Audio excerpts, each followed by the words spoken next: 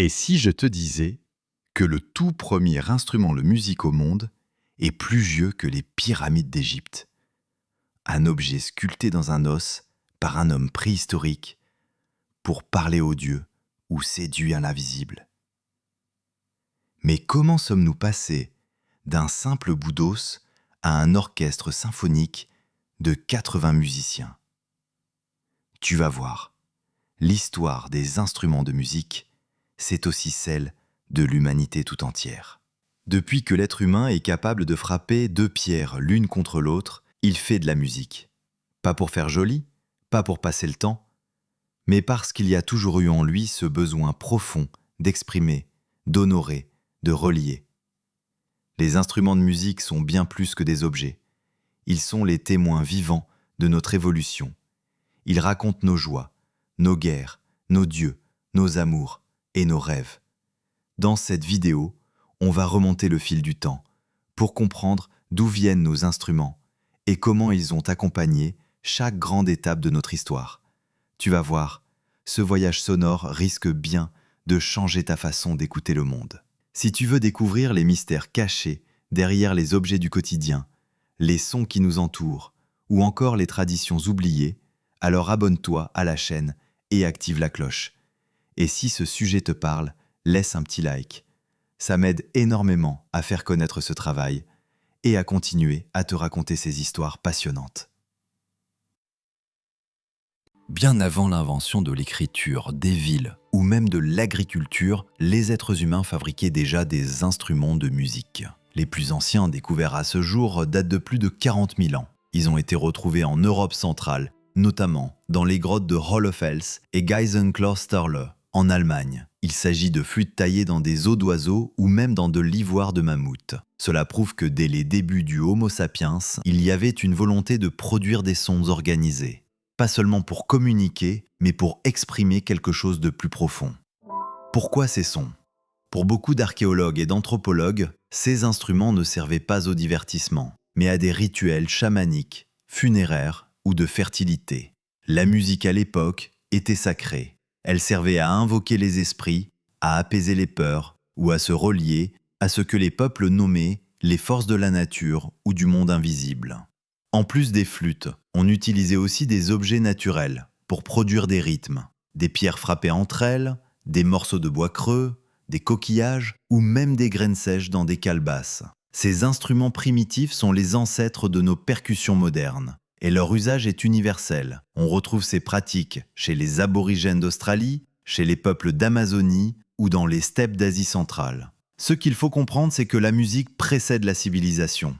Elle est née avec l'homme, elle a évolué avec lui, et dès ses premiers balbutiements, elle n'a jamais été séparée du sacré, du collectif et du mystère. Autre détail fascinant, certaines grottes ornées de peintures rupestres ont une acoustique volontairement exploitée. Des études ont montré que les zones les plus décorées sont souvent celles qui résonnent le mieux, comme si ces lieux avaient été pensés pour une expérience sonore. Cela laisse penser que l'art visuel et musical étaient liés, dès les origines. Quand les premières grandes civilisations naissent, en Mésopotamie, en Égypte, en Chine, dans l'Indus ou en Mésoamérique, la musique prend une nouvelle dimension. L'instrument ne se contente plus d'accompagner les rituels tribaux, il devient un outil politique, religieux et social. Il incarne l'ordre du monde, la puissance du pouvoir et la relation avec le divin. En Mésopotamie, il y a plus de 4500 ans, les Sumériens utilisaient déjà des lyres richement décorées, comme celles retrouvées à Ur, en or et en lapis-lazuli. Ces instruments accompagnaient les prières dans les temples et les cérémonies royales. La musique était codifiée, enseignée et considérée comme un don des dieux. Certains hymnes sumériens gravés sur tablettes d'argile sont aujourd'hui les plus anciennes partitions connues.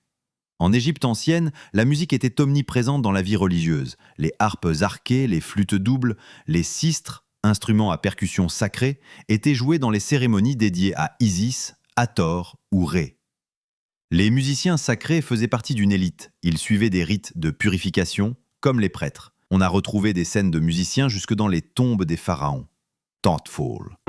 Chez les Grecs, la musique faisait partie intégrante de l'éducation et de la vie publique. Le mot musique vient d'ailleurs des muses, les déesses inspiratrices. Les philosophes comme Platon ou Aristote considéraient qu'elle avait un rôle moral presque thérapeutique.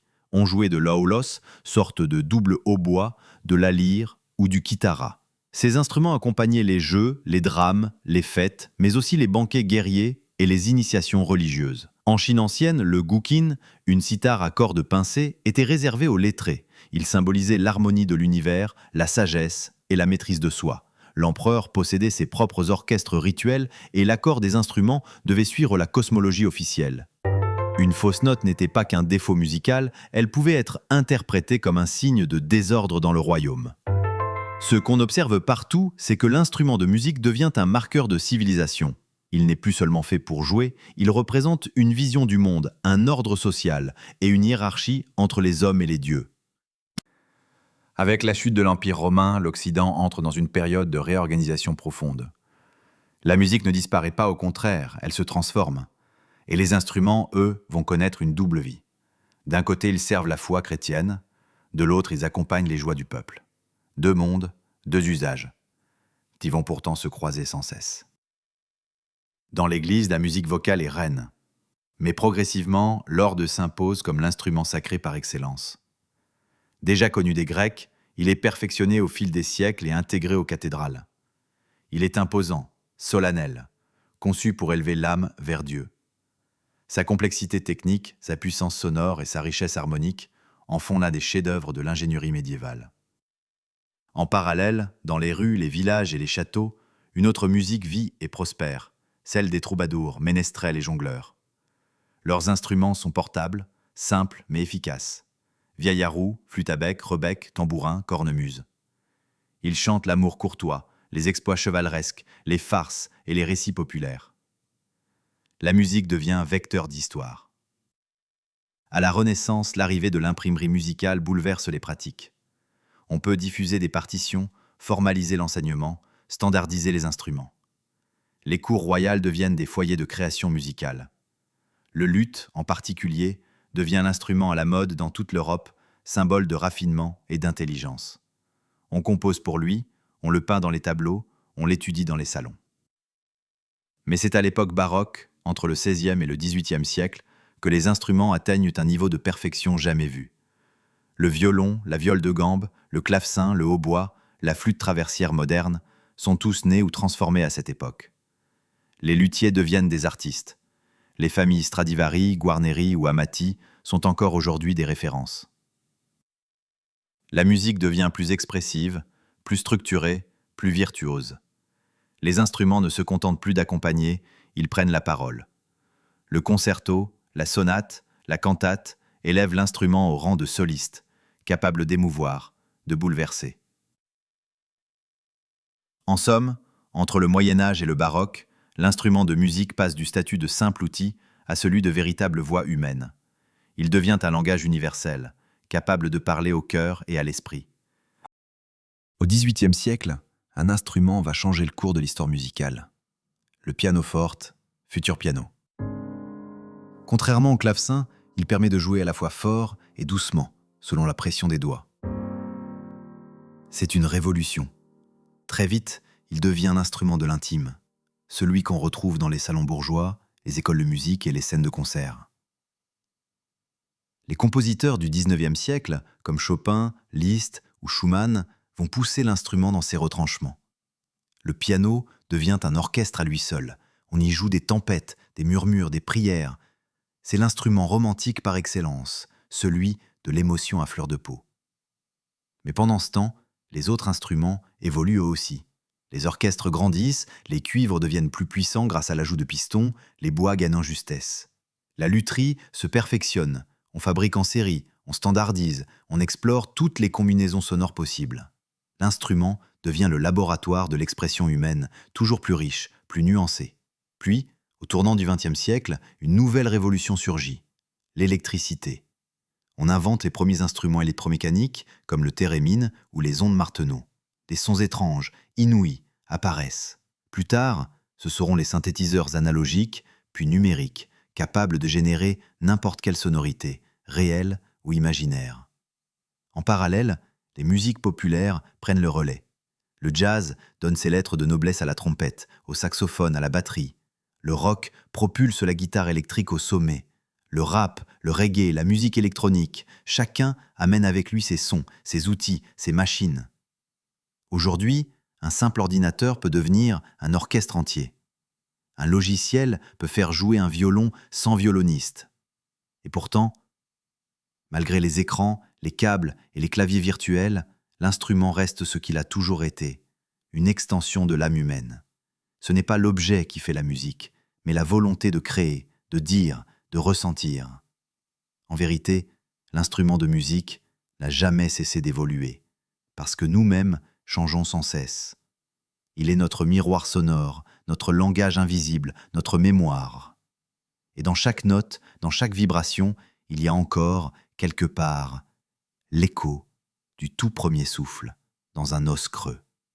Depuis des grottes obscures de la préhistoire jusqu'aux studios numériques d'aujourd'hui, les instruments de musique ont traversé les millénaires avec nous. Ils ont chanté les dieux, célébré les rois, accompagné les guerres, bercé les amours et crié les révoltes. Ils ont été faits d'os, de bois, de cuivre, de circuits imprimés, mais toujours pour une seule raison, traduire l'indicible, donner une voix à l'émotion. À travers eux, c'est toute notre humanité qui s'exprime. Et même si les formes changent, même si les sons évoluent, il reste toujours ce lien ancestral, presque sacré, le besoin de faire vibrer le monde. Et toi, quel est l'instrument qui te touche le plus? Celui dont le son t'émeut, te fascine ou te rappelle un souvenir? Dis-le-moi en commentaire, j'ai hâte de lire tes réponses. Si cette vidéo t'a plu, pense à t'abonner pour découvrir d'autres histoires étonnantes sur les traces de notre passé. Et à liker si tu veux soutenir ce travail indépendant. À bientôt pour un nouveau voyage au cœur de ce que nous sommes.